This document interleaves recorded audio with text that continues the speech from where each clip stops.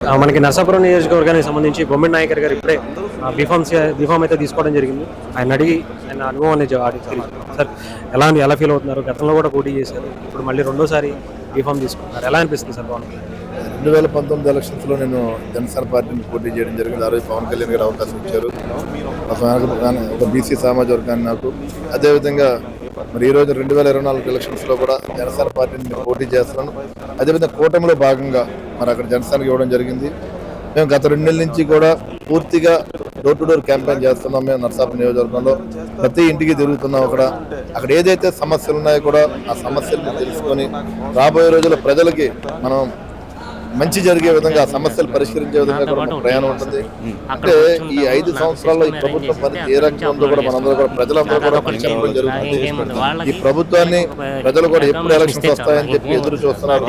ఈ ఎలక్షన్స్ లో ఏదైతే కూటమి ఉందో కూటమి కూడా భారీ మెజార్టీ ఎక్కువ అసెంబ్లీ స్థానాలు వచ్చి ప్రభుత్వాన్ని అందించే విధంగా ఉంటుందని చెప్పి సందర్భంగా తెలియజేసుకుంటూ నరసాపురం నియోజకవర్గానికి కూడా గతంలో చాలా తక్కువ ఓడిపోయాను నేను. మరి ఈరోజు Telugu Desam party, BJP party support ఉంది, ప్రభుత్వ వ్యతిరేకత ఉంది.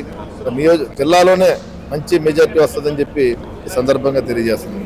నామినేషన్ ఎప్పుడు ఉండబోతుంది సార్? ఇప్పుడు నామినేషన్ అది 22వ తారీఖు పెట్టుకున్నాం. మేము 22వ తారీఖు నరసాపురంలో పెట్టుకున్నాం మేము నామినేషన్.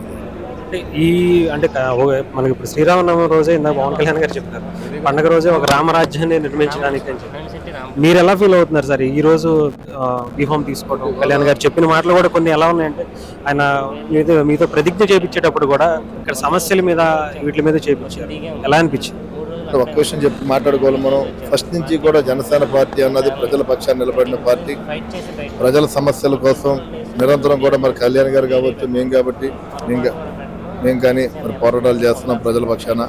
అలాంటిది ఇవాళ శ్రీరామనవమి, మరి ఆంధ్ర రాష్ట్ర ప్రజలందరూ కూడా, తెలుగు రాష్ట్ర ప్రజలందరూ కూడా శ్రీరామనవమి శుభాకాంక్షలు తెలియజేసుకుంటూ మరి ఈ రోజు బీఫామ్ తీసుకోవడం కూడా మేము మంచి రోజుగా మేము భావిస్తున్నాం. మేము రాబోయే రోజుల్లో ప్రజలకి మరి శ్రీరాముడు ఆశీస్సులు, అదేవిధంగా మరి ప్రజలందరూ కూడా మంచి జరగాలని ఆలోచనతోటి ముందుకెళ్తామని చెప్పి ఈ సందర్భంగా నేను తెలియజేస్తాను.